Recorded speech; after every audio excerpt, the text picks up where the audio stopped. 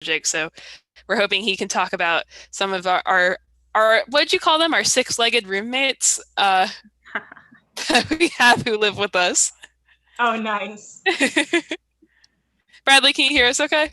I just put in my headphones, but I heard six-legged roommates, which Yes, sounds familiar. that's your expertise. Yeah. Awesome. Cool. Well, I'll get things started. And I see some Citizen Science Club members in the audience, and we are also recording live and streaming to YouTube. So this will be used afterward on the NC State page and the NC A&T page. So I'll just get started with a quick introduction. My name is Caroline Nickerson. I'm from the SciStarter team. My co-host, Deja Perkins, is also on the line. She is an urban ecology expert, and the co-host who's going to be conducting the interviews and also speaking more broadly about the importance of this topic in general. So I'll let everybody introduce themselves in a second, but I also wanted to thank the Citizen Science Club at NC State for being part of this, and I know that a lot of you won't be watching live, you'll be watching this recording later. So I just wanted to let you all know that our door is always open to students and the wider community and basically anyone who's passionate about citizen science. But Deja, I'll let you introduce yourself. Hello, everyone. My name is Deja Perkins, and like Caroline said, I am a urban ecologist, science communicator, and a person who is passionate about birds and the urban landscape. And so I am the other half of your host today.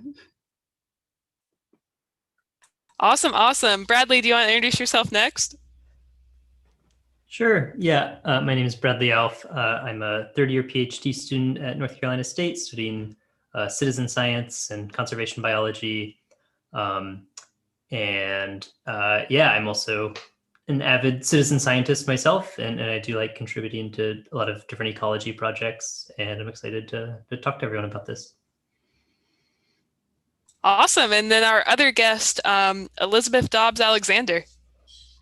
Hi, my name is Libby. I work at the North Carolina Arboretum in Asheville, and I am the program coordinator for a citizen science program called ecoEXPLORE, which is a free citizen science program for kids.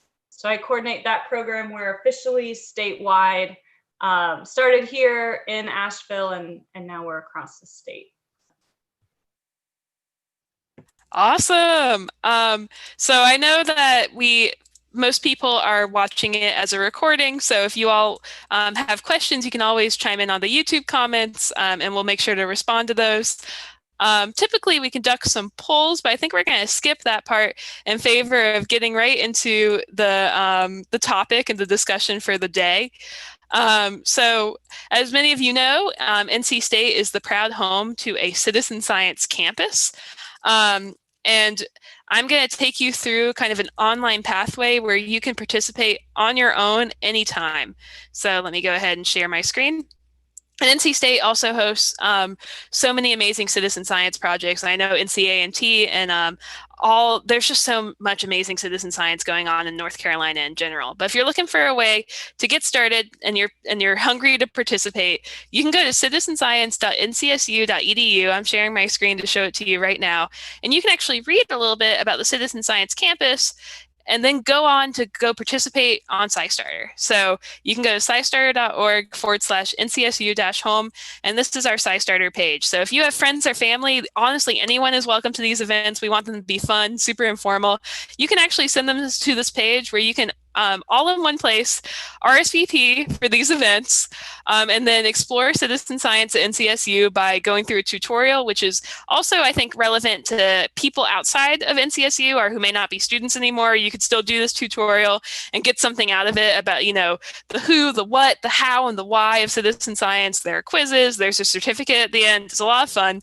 We made this in partnership, the SciStarter team and the NC State team. And then there are all these different featured projects that you can do, including, as Bradley will talk about later today, iNaturalist. He did a special investigation on iNaturalist with Never Home Alone, but you can also do the project anytime, and there are instructions for it on this NC State page. And there are all sorts of other projects you can click through, like Crowd the Tap, Sourdough for Science, just lots of fun projects that are basically you can dig in at home in your community, and anywhere you might want to do citizen science. And on this page, you can also make your SciStarter account. So if I was to be logged out, on the left sidebar here, there's an account place where you're able to have an account so you can keep track of the projects that you're joining.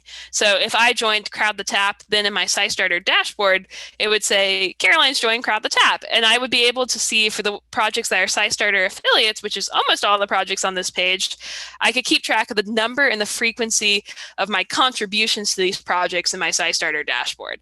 So that's just a quick plug. If you're after this event, if you're fired up and ready to start exploring citizen science, this page and the NC State Citizen Science Campus are available to you to help you get started. And of course, every Monday at 6 p.m. ET, Deja and I will be here with different guests to talk about why these topics matter, why they excite us. We're going to have guests on to share some wisdom with you about things you could do in the citizen science world and things they've learned through their work in citizen science. So the whole thing is just to keep it positive, keep it fun, and to keep on turning our curiosity into impact with citizen science.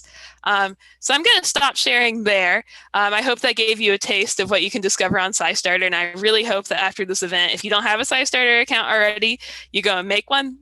But now I'm going to pass the mic to my colleague Deja, who's going to talk a little bit about why this topic matters, and then we'll hear from both our speakers and go into a Q&A. So Deja, take it away. And Deja, you are muted. Thank you. Thank you for that. I think it's October, so I thought, why not start our first show off with the creepy crawlies that are misunderstood? Yep, you got that right. I'm talking about insects. Insects create the biological foundation for all terrestrial ecosystems. They are very important as primary and secondary decomposers, and without them, we would have a buildup of waste, and dead animals and plants would accumulate in our environment. And who wants to live in a world like that? Definitely not me. Insects are so important. They cycle nutrients, pollinate plants, disperse seeds, maintain soil structure and fertility, control populations of other organisms, and they provide a major food source for other taxa.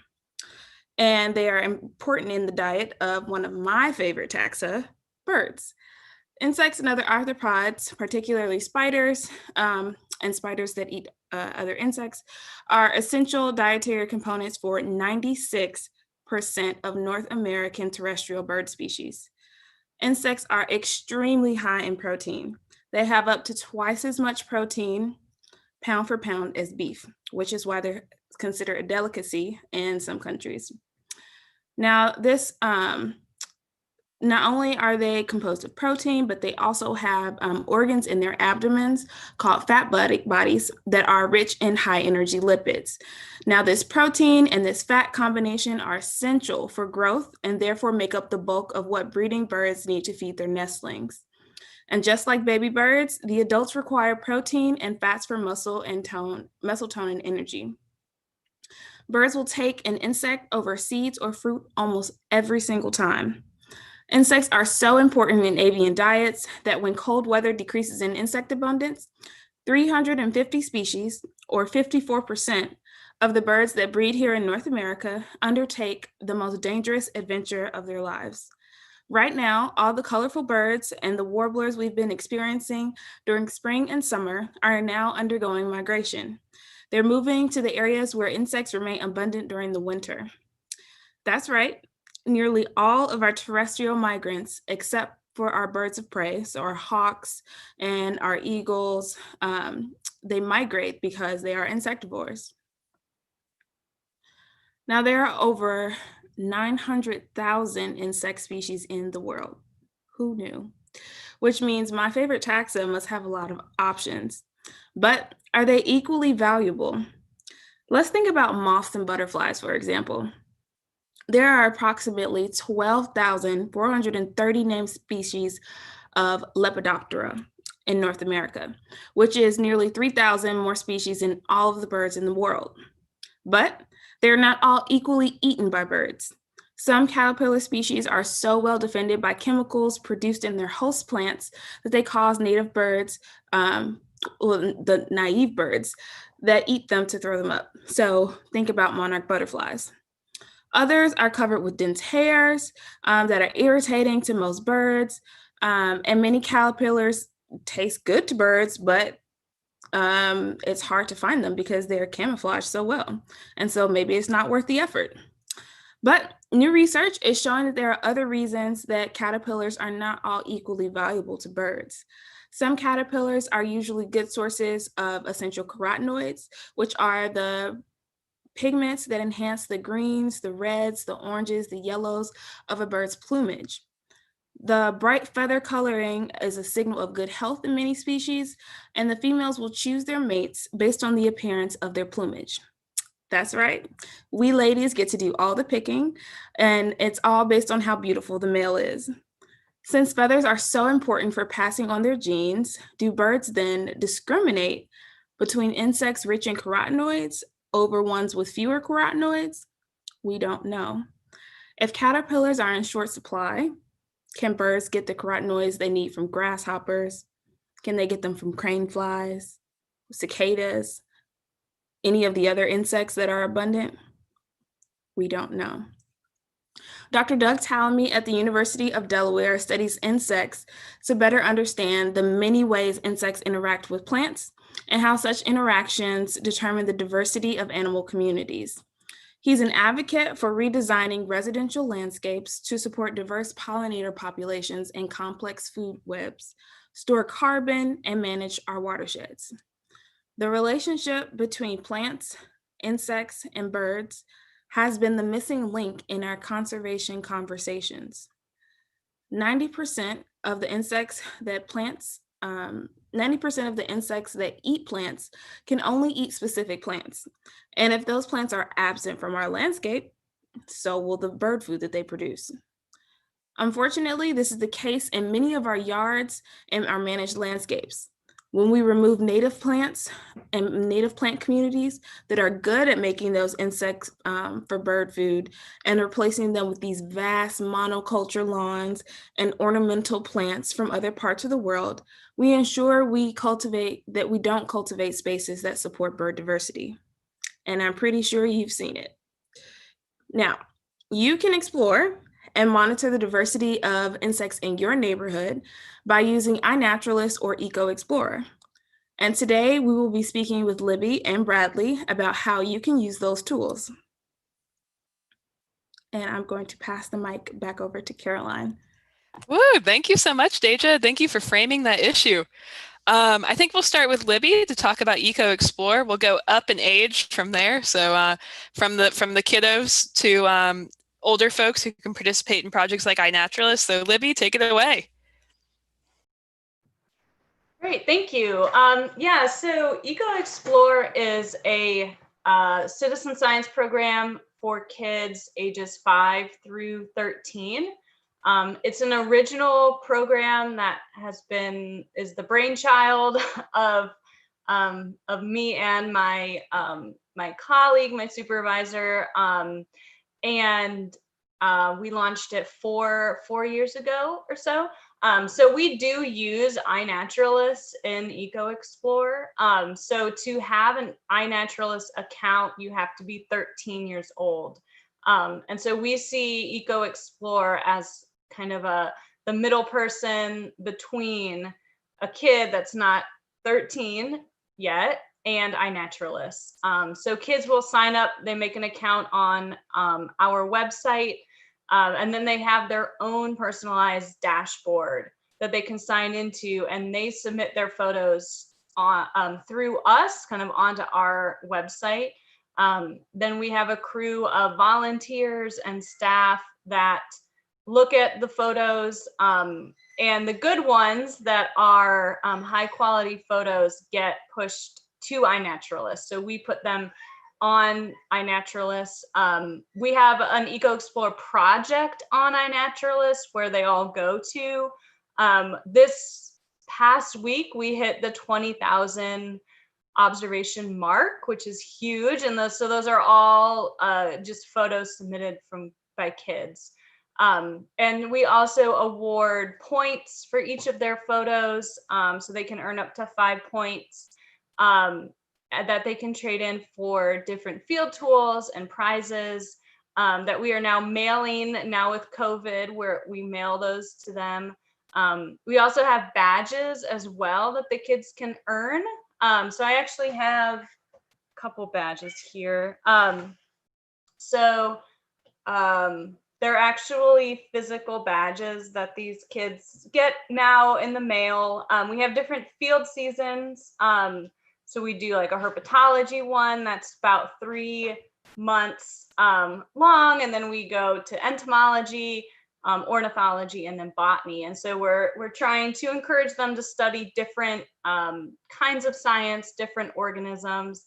But then we also have different bonus badges that they can pick up and earn whenever they want as well. So we have like a duck badge, which is one of my personal favorites. And then we have like a snake badge too. So those are all available on our website, and there's some badge requirements that kids can work through all independently at their own pace, just by exploring their own neighborhood. So we were pretty well set up for COVID. We're already a good, like a COVID friendly program, because they didn't have to physically be anywhere. They could explore with their family outside and submit their photos and earn their prizes and their badges. Yeah, so that's kind of the rundown of ecoEXPLORE. Are we all doing questions now, or is there anything else that y'all needed to? We'll let Bradley go next, and then I think we'll do it kind of panel style for the two of you. And I already know one question I'm going to be asking you, Libby, so I'm very excited. But we'll let Bradley go next and give us a little bit of some info about his work with Never Home Alone for NCSU, how that program went when he was working on it, and then maybe Bradley can share some tips for iNaturalist, because I know that he's a pro and has submitted many observations of his 6-legged roommates. So Bradley, you're next. Great, thanks, Caroline.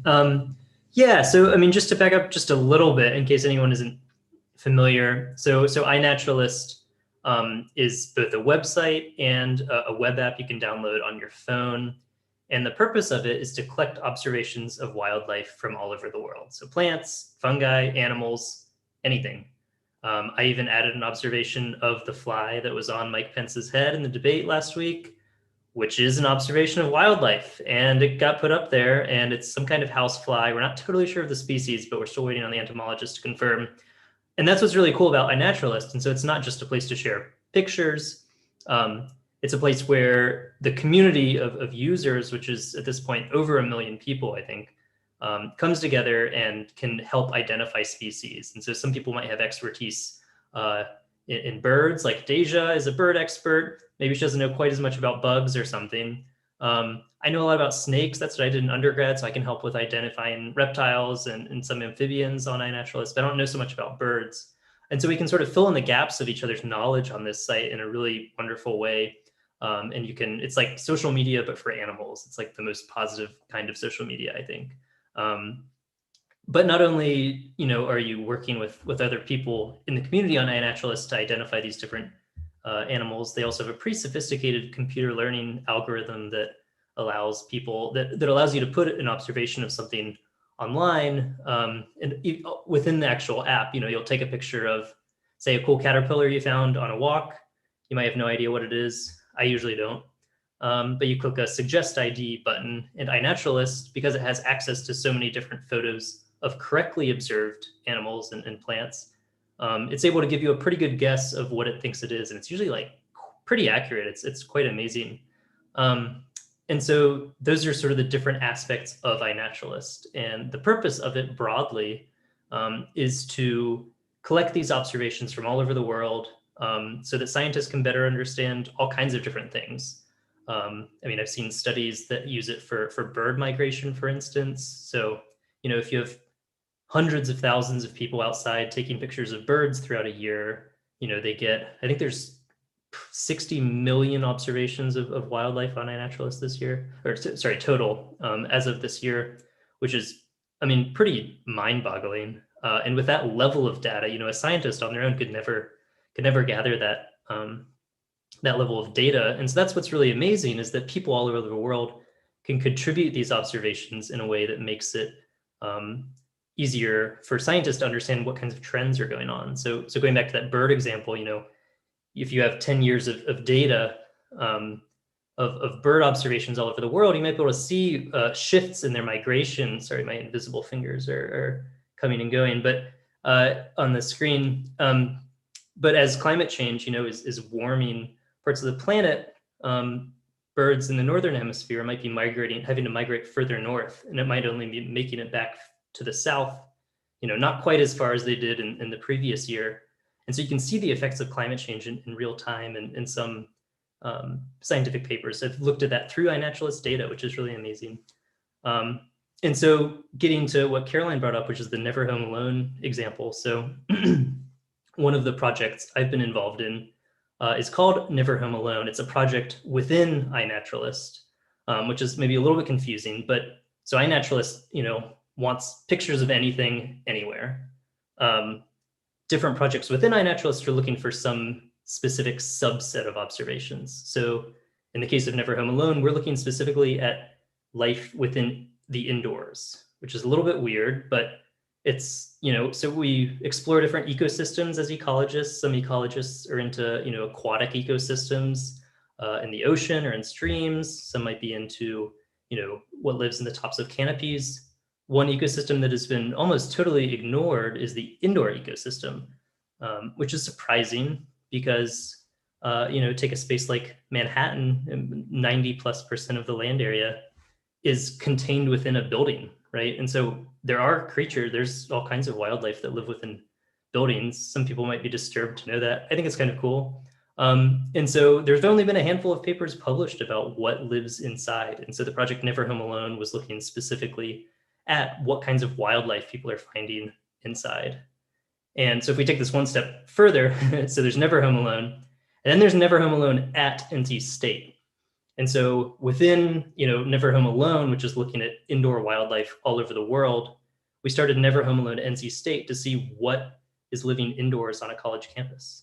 And we found some pretty neat stuff. So last year, hundreds of different students at NC State, mostly undergrads, took pictures of basically the bugs they found in their dorms, which might sound a little gross, might sound a little weird, but it was awesome. And we found all kinds of crazy stuff and some interesting trends. We saw a couple of rare spiders that the academic advisor for this project, Rob Dunn, was pretty surprised that we saw. We saw loads of stink bugs, kind of surprising. We didn't think that would be the most common bug, but it was. And so we're working on some papers right now, sort of exploring that data in more depth. And again, this is something that, we couldn't have done without citizen scientists. And so it's really amazing. A bunch of undergrads, went out and took pictures of the dead bugs on their windowsill, and we're going to write a paper about it and really learn what's going on a college campus. And, professors, you see them around campus, they don't really go in the dorms and they don't really have access to that, but the students do. And so that's like a new realm of ecosystem that definitely nobody's ever studied at all. And there could be some interesting implications even for human health. You think about, it's become more popular to think about your microbiome, right? The microbes that live in your gut and in your stomach, and how that can impact your health, right? If you, for instance, take a lot of antibiotics, it can kill some of the good bacteria in your body, and that can have, some ramifications for your health. It's possible that the larger forms of small life, like insects, could also have some kind of influence on your health. And so we're really curious to explore that through that project. So anyway, to sum things up, iNaturalist is this really wonderful app that you should just download sort of regardless if you're interested in learning a little bit more about the wildlife that lives near you and in contributing to science. And the specific project, Never Home Alone, is still ongoing. So if you want to help some researchers at NC State learn more about the indoor ecosystem, you can contribute to that. And it's all on SciStarter, which is wonderful, because that's sort of the website that I study for my research. Yeah. Yeah, and iNaturalist is actually a SciStarter affiliate. So if you put your iNaturalist username in your SciStarter dashboard, you can track the number and frequency of your contributions in your SciStarter dashboard, which is kind of fun, just like being able to say like, wow, I'm amazing. I've contributed 1 billion times to all these different projects. But Bradley, thank you so much. That was so informative. And I'm actually going to share my screen really quick because I found your tweet about Flygate. So I think especially for the students who are watching, I really recommend getting on Twitter. It's a pretty I know that sounds like a weird thing to say. Twitter is a pretty positive environment, but it is for the citizen science world, I think. And people like Bradley will tweet fun things like this that you can get involved in, like retweet, etc. But that was Bradley's Flygate tweet. And then on the NCSU homepage, you can actually get instructions for how to participate in iNaturalist there. So don't forget to go back to scistarter.org/NCSU-home to discover some of these different featured projects, as well as the thousands of other projects listed on SciStarter. But back to our panel discussion. I was going to start off with Libby really quickly, and I'll let Deja ask questions after this first one. But so we're speaking to an audience of a lot of students, maybe people in their community who are interested in leading others in citizen science. I wanted to ask you, Libby, about for the program itself, you mentioned all the cool badges you all have. I wanted to know if you think those have been, if you didn't have them, if you think the program would still be as successful, or if those have been a helpful tool for kind of getting people excited about it and getting them doing the work. Yeah, that's a good question. I do think that the badges are motivating to our participants. And I also think the badges help give some structure to our program too. So if you go onto our iNaturalist project, if you scroll through the observations, you can see where we've changed the field seasons. So we were real heavy in herps all summer, and you can see that on our page, how many people were really working on that herp badge. And then we went to entomology, and overnight, it just switches to insect observations. So the badges have helped with that, just to give some structure. But yeah, I do think that the badges and the prizes definitely draw the kids in. But I have been surprised. I was a little worried, are we just giving them these snazzy badges and prizes? Are they really understanding citizen science and connecting with that element of our program? And I've been surprised at some of the kids. If they submit a blurry photo and we don't put it on iNaturalist, they'll comment back and ask us why did my photo go to iNaturalist? Or they'll say, I really want to help scientists. Why didn't my photo go? And they'll even follow along with their observations, and they'll comment back to us once the species have been identified. So they really are connecting more to iNaturalist and to citizen science than I kind of originally thought. I've just been pleasantly surprised how that is definitely an underlining motivation for our kids. But the badges help too. Thank you so much for that, Libby. And that was one of my burning questions. So I'll let Deja continue with the usual interview portion. Oh, no, it's fine. So what is that the main thing that has surprised you about the project? Maybe Bradley can take this one first. Yeah, speaking in a very applied sense, I've been amazed at the abundance of giant crab spiders in Southeast Asian homes. They're huge. They're this big, and people see them in their house all the time. Whoa. I had no idea. Science probably had no idea. Now we do. That's very surprising. I was surprised last year. It's depending on your background. I grew up knee deep in streams for most of my life. So catching bugs in my house maybe wasn't such a big ask, but it's kind of weird depending on where you're coming from. But I was really stoked that a bunch of undergrads and other people on campus got really excited to do it. And we hosted a competition where the person that would identified the most species or found the most observations would get like I think it was like an ice cream party for their dorm or something. And people took it super seriously. And we had people submitting like, I don't know, 50, 60 different bugs. I'll have to look back at the stats, but yeah, people got really into it because, once you sort of understand maybe what it is what the purpose is, why you're doing this. And also it's like kind of like a scavenger hunt. I don't know. I mean, there's a reason like Pokemon Go got really popular. I think there's something in us as humans that's sort of attracted to the idea of like having a collection of something, right? Of like having your little Pokédex of different creatures that you found. It makes it sort of more like a competition and like like is motivating in some kind of primal way, I feel like. And when you have it like put in front of you on iNaturalist, where you see your like species count and the number of different observations you've made, it does feel a little bit like a game, and a game where you get to be outside. Well, in the case of Never Home Alone, you are inside.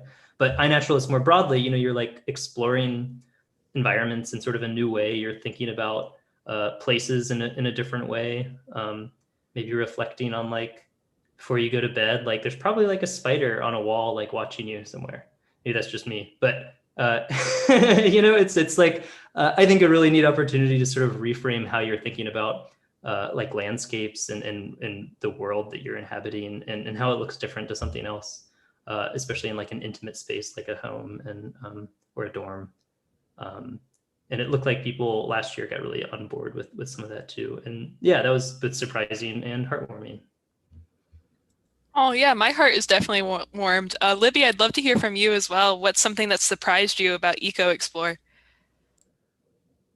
Yeah, I mean, definitely just how motivated the families and the kids are to help scientists. That they're wading through the badges and the prizes and really getting and connecting with the importance of helping scientists. But I also I'm surprised every field season, just the quality of observations that we get in, the variety of the species that these kids are finding, the quality of photos we get has been amazing. We had a photo, kind of an art gallery opening where we printed their photos out and had them out for an evening at the Arboretum to just kind of see their photos. And it was just phenomenal, the quality that they're submitting, but also the species. Like, I learned something new from these families every field season. I learned a new salamander or a bird or an insect that I didn't know that they took a photo of and looked it up in a field guide and sent it in. And so I've been surprised at how much like I learn from these kids and these families every field season. It's been really great. And so I guess I want to to go into a new question with what are some of the things that you do with this data once your participants collect it? Do you all share it back with the community, or how does the data sharing process work? And we can start with Bradley again. Yeah, I mean, the nice thing about iNaturalist is that the data that we gather for our project is right there in front of the participants too. Everything that we get from the project, anyone can download on the project page on iNaturalist in a CSV file, or just look at, as displayed on the page. You can see the different species that have been seen, the different, where the observations are coming from geographically and when. And those are all the kinds of things we look at when we're thinking about how to write this up for an academic paper or something. And so, yeah, our next goal is really, it's pretty exploratory. We didn't really have a specific hypothesis going into this, which is kind of nice. A lot of areas of science have sort of been explored to a degree to which you sort of know what's there, and now you're asking questions about like, why is this there? Why is this not there? When it comes to the indoor ecosystem, though, I mean, there's just such little that's known about it. I mean, basically, one of the main studies that's been done was also done at NC State by the Dunn Lab and Matt Bertone, who's the who's also here at NC State. And basically they went to a handful of homes in Raleigh and just scanned them from floor to ceiling, like on their knees, like looking for any possible different insect or other kind of arthropod, and found 50, 60 species or something. And then they're expecting to find, like a handful of cockroaches and ants. And it sort of showed like our homes, as much as we might consider them to be like antiseptic or something, are living, breathing ecosystems. And so we're curious to explore more generally how that looks across the entire world, which is what this project is. So it's kind of fun to see like what's out there. And any participant that's engaging with this project can do the same thing, just looking through the public page on iNaturalist. That's all we're going to do. And so it's cool that everyone's sort of in this together. And I know Lauren Nichols, who is in the Dunn Lab at State, will occasionally send out some updates on sort of where we are specifically working with the data. And so if you're part of the project, I'm pretty sure you can email about that as well. Libby, how about you? What do you all do? How do you share with your community of scientists your data? Yeah, Bradley, ditto a lot of what you said about iNaturalist. It's just such a great tool for scientists to access all that data. As far as our community goes, we have spots around our state that we call hotspots. And those are places that they're public parks, community centers, libraries, as well as state parks. And it's just a spot that we've kind of deemed as a safe, accessible, biodiverse area for families to take their observations, to go and explore. So we found that some families need that extra step of where do I go to make these observations, and we have these hotspots set up as just suggestions that they can go to. And so we will download an observation report from our website and from iNaturalist too, and share with those organizations what our ecoEXPLORERs have found on their spots, which has been really helpful for some nature centers or nature preserves that are trying to do these species inventories, and we can have our kids go do that work for them and hand them this yearly report. So that has been, I think, beneficial for them, if not just to see kind of how people are using their space and what they're finding. So we do that on like a yearly basis. We give those reports out. And I think one of the things that I love about what you said is that you all have created these suggested places for people to go out and explore. And so it removes, a lot of the guesswork and, where do I go? What do I look for? And it, removes some of that barrier that I think a lot of people who haven't gotten into exploring the outdoors and making observations about what they're finding in nature. I think it removes some of those barriers and helps with access. So I love that you all do that. And I guess transitioning from that, what would you tell somebody who wants to participate in your project but might be a little nervous about getting started? This is open, either of the panelists can jump in. Maybe Libby could take this one, because I can feel like working with students, this might be their first time, ever doing something of the sort. So I feel like you probably work with a lot of folks who might be nervous about getting started. Yeah, so I try to first connect to students or to kids and families and see how they enjoy being outside. So I try not to, implant my idea of what connecting with nature looks like.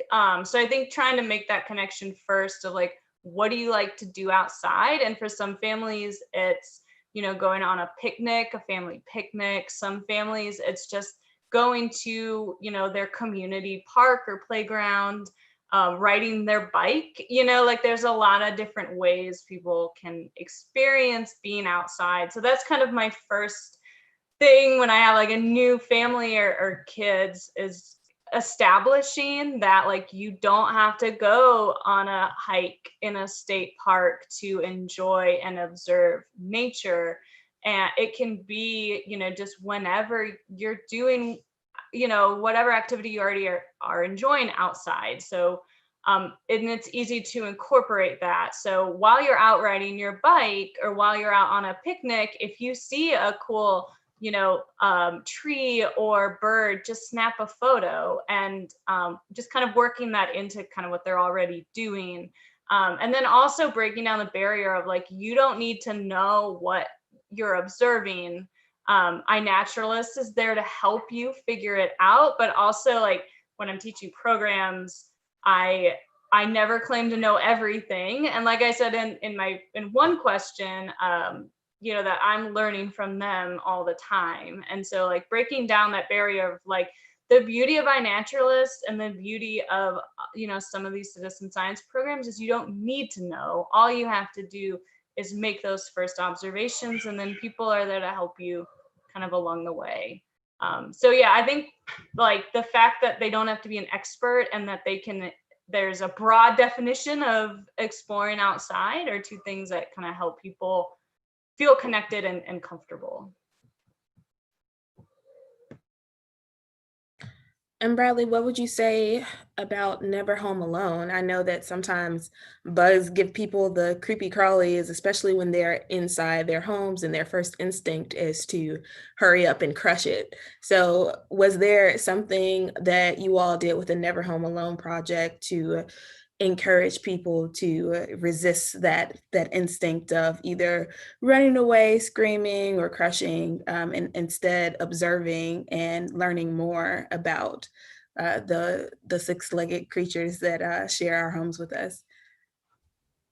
Yeah, totally. I mean, I'd echo a lot of what Libby said. I mean, I think one thing that's important is thinking about sort of narratives around what these creatures are, because I think it is natural for a lot of us to sort of think of our homes as places where things besides humans and dogs and cats shouldn't be, that they're intruders. But I mean, there's some species that have been evolving with us that live in our homes and have been living in our homes for thousands of years, which is pretty remarkable and something we're only learning about now.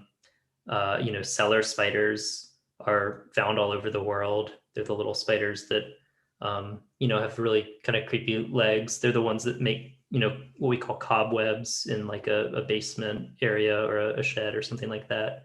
Totally harmless to people, great at eating fruit flies, house flies, and other creatures that we don't like so much that, can actually, like cockroaches or something that can actually, you don't want in your house. Other ones, house centipedes, the really leggy, fast things that are a little freaky. Maybe when you turn the light on, you see them skitter across the floor. Again, something totally harmless to people that is just a voracious eater of everything we don't like. And those are our friends. Those are great to have. And so we can kind of reframe who it is we're sharing our homes with less is something that doesn't belong there, but instead something that absolutely does belong there and has been there, for our grandparents and great grandparents going back, hundreds of years. That's a part of who we are as humans, is sharing our spaces with some of these other animals. And there's some neat opportunities to watch them. Some of these are pretty interesting, charismatic little bugs that can be sort of interesting to watch. There's a golden orb weaver spider right outside my window right here, which I guess is technically outside, but still something that is strongly associated with human habitats. They're these big, orange, yellow spiders that you probably see sort of in corners outside of your house, that are, get big enough that, I mean, you can see them catching all sorts of big flies and stuff. I don't know, I think it's pretty interesting. And yeah, if we can sort of reframe maybe a little bit why it is that we have negative reactions to some of these creatures, that could go a long way towards being a little more curious about what's around us. And that was something that we thought about when we're pushing this out, especially, it's an important question, is like, do we want these bugs here? University housing was like maybe a little reluctant to give the go ahead for this project because they don't want, a study to come out showing that the dorms are full of bugs. But, such a study would not be unique to NC State. Yeah, there's bugs everywhere. And it's sort of on us to go out there and find them and see why they're there and what's going on. So what about any failures? Was there anything with the project that didn't go the way you expected in a negative way, and how have you grown from it? I want to reiterate that this question is so important, especially for the students watching, because they probably haven't had their first major failure yet. Or for someone like me who has had many failures, it's just nice to hear about setbacks you all might have experienced and ways you grew from it and reacted to it. I think either of you, this is a tough one, so feel free whenever you have one in your mind to just jump in.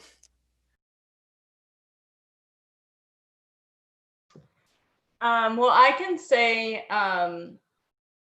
I definitely had a failure right out of the bat, right at the start of our project.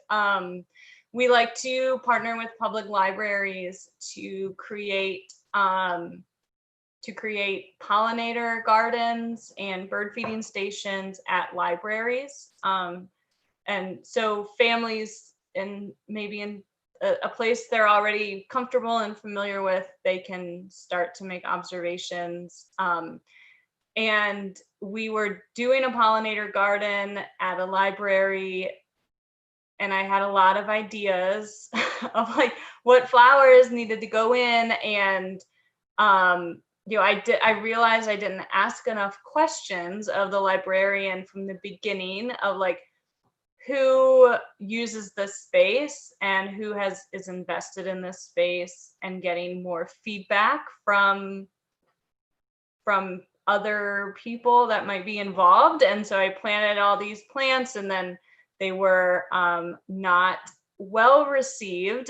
The plants that I put in, I was told, were not a good choice, and that people before me had tried to plant these plants and they were, it was a failure. And then I came along and did almost the same thing that they had done already, and we ended up having to take them all out and put new ones in. And it was, and the fact that we were an arboretum didn't look great either. So now I'm definitely like more cautious when going into not only just like these gardens and these new smaller projects, but just as a whole of like taking a step back and just kind of trying to read the whole area and like bring in as many people as I think need to come in to make these kind of changes and choices before just jumping in. You get excited and you just want to get started, and then you realize there were people that, in that community and in that space that needed to have input. So yeah, definitely like getting input. And then also as we're moving across the state, really giving the program into the hands of people and educators that are in that community and in that specific region, so that they can take this program and kind of mold it and change it as they need to kind of fit their community and make those decisions, and not us, all the way in the mountains. So yeah, get as much input as you can from your partners that you're working on, for sure. I think that's generalizable knowledge for anything, really, not just citizen science.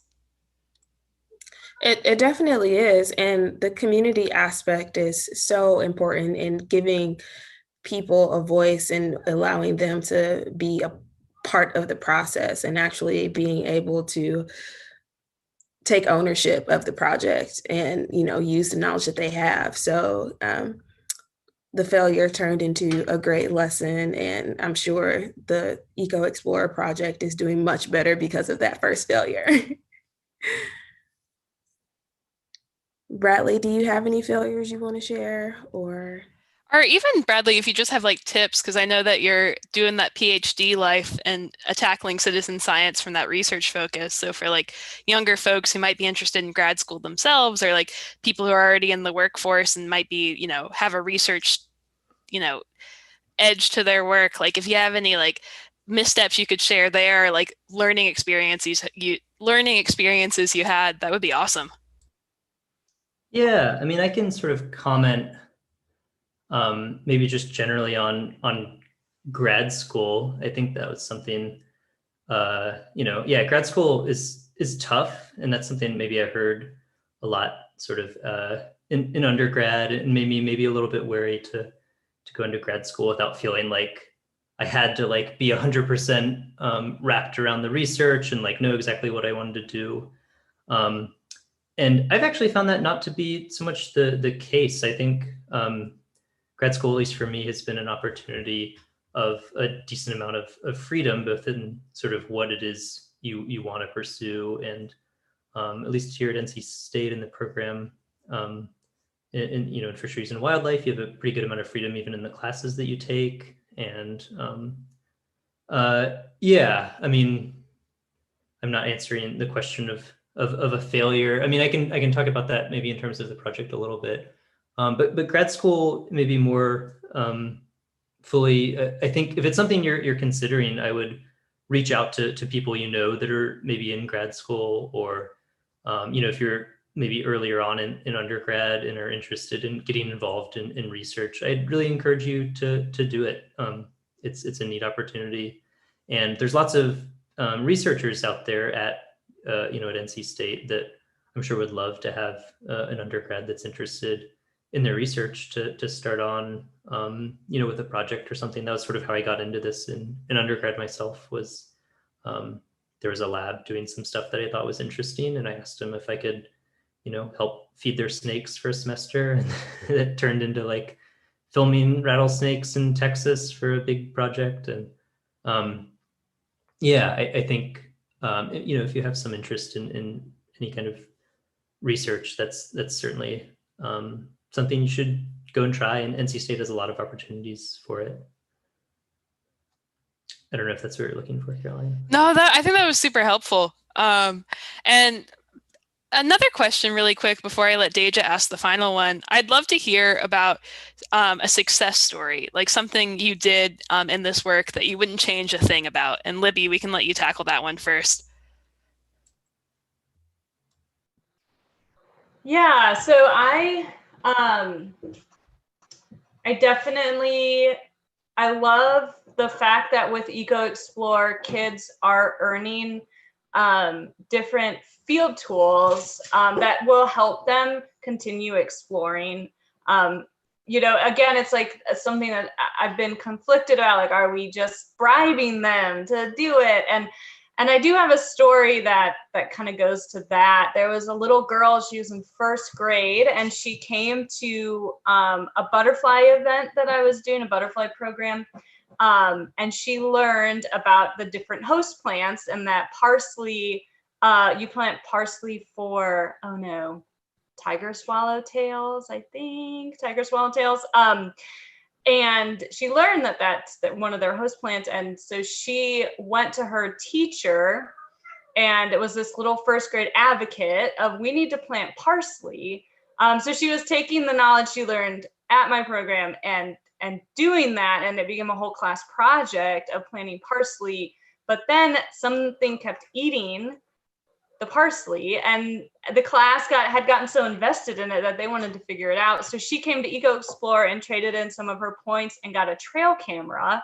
And then the whole class set up the trail camera to see what was eating it, and then sent me a photo of a groundhog with like mouths full of parsley, just looking right at the camera. And it was just amazing to see this little girl had knowledge and the tools that she needed. And the whole class got like, I mean, she was a very passionate first grader, but the whole, that whole class got that enriching experience.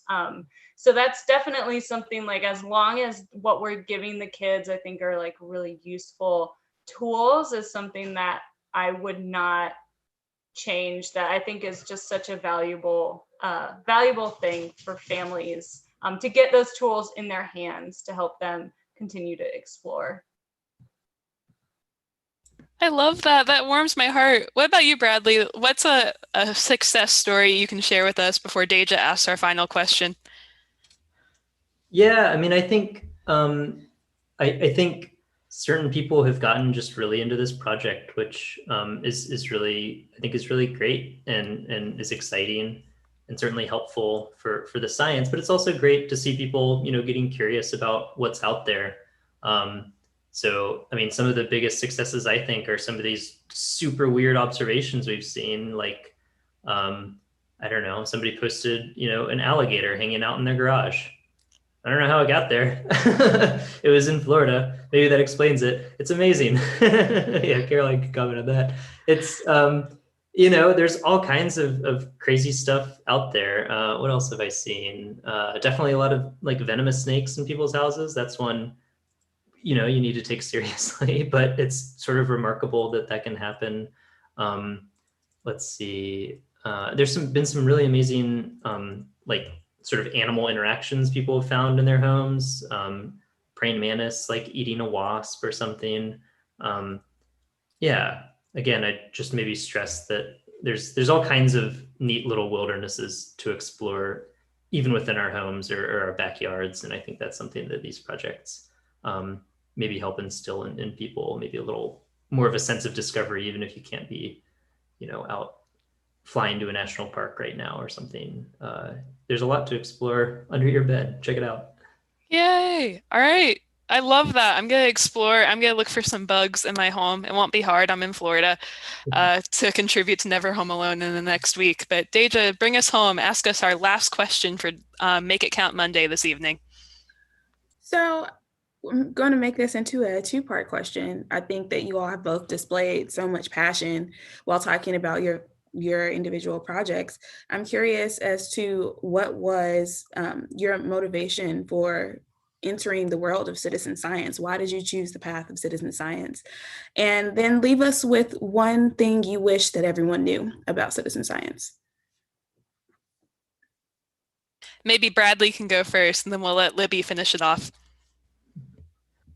Yeah, I mean, I got into this, I've been talking sort of about the scientific benefits of citizen science a lot, which are really amazing and sort of part of my interests. I think actually my core interest, which I haven't talked as much about, is the value of citizen science for conservation. I come from a background of ecology, of going out in the field and seeing what animals are doing and why. And the program I'm in right now focuses instead a little bit more on how we can protect what's out there. And so one of the main focuses of my research is learning more about the people that are participating in citizen science, just like maybe a lot of the people on this call or who are listening in later. I think citizen science has a lot of potential for engaging people in the outdoors, in wilderness, in exploring new landscapes and thinking about things in new ways, that I think would really be wonderful. And so I'd say the main motivation for me getting into this is I want to know what strategies we can use to better protect our wildernesses and our natural resources. And I think citizen science is a pretty tremendous opportunity to do that, not only for its value for contributing to what we know about science, but also to, engage people, maybe new groups of people in science and in the outdoors. And Deja, you had another question. I forgot what it is. It was just what is something that you wish everyone knew about citizen science? But I think you may have answered. I think you did. I thought you had answered both parts in one, just wove it together. The football is ahead. Yeah. it has value for conservation. It's great. Thank you, Bradley. And then Libby, give us our final words of wisdom for the evening. So why I do this work and am passionate about citizen science. I like that I think that one of the issues that we're facing now is that, what we think of as a scientist is usually kind of one stagnant image of what that person looks like. And citizen science and community science can like open that up so everyone can feel connected to science and contribute to real science. So it just broadens. I'm hoping that it's broadening people's view of who a scientist is. And I think it really empowers communities that can maybe see a problem happening in their community, and they can help gather that data and help to solve that issue or that environmental problem with, on their own, or at least empowered to get started on kind of tackling that issue with citizen science. One thing that I hope that it's an accessible way for people to get involved. And we partner a lot with public libraries, which is another thing that has been such a success to our program, is going into the community and getting people involved in their own space. And so rethinking, that they don't have to come out to a nature center or out to your property to be involved and to do programming, but taking it straight to them and their community. And that has been such a success, pairing that with citizen science and the accessibility of that has been really amazing to see. Families that you don't normally see in normal, nature center programs come out and participate. And then what I wish people knew. I try to just break down these barriers that you don't have to be, at least that's the beauty of iNaturalist, is you do not have to be an expert to help in science, that you can just learn alongside scientists, contribute and just kind of learn along the way, that you don't need to be an expert. You don't need to have like a white lab coat and a fancy lab and a fancy degree to contribute, that anyone, as long as you're outside or in your own house, even I'm learning today, and able to make an observation, you can make meaningful contributions. Awesome. Thank you so much. And thank you to my co-host Deja for asking such thoughtful questions today and contextualizing the issue for us at the beginning of the event. And thank you to both of our guests for educating us about your projects and the work you do. For those of you who want to get started in iNaturalist, or if you have students in your life who you think would be a great fit for ecoEXPLORE, we'll be emailing them out to all registrants afterward, links directly to them. And we also urge you to keep on exploring the NC State SciStarter page and doing the featured projects. So without further ado, I think we'll see you all next week. Thank you so much. Deja, do you have any final goodbyes for us before we see everybody next week at 6 o'clock on Monday? I would just like to say, make sure you make this week count and you go out and make your observations with iNaturalist. Give it a try. Thank you. Thanks, everybody. Have a good night.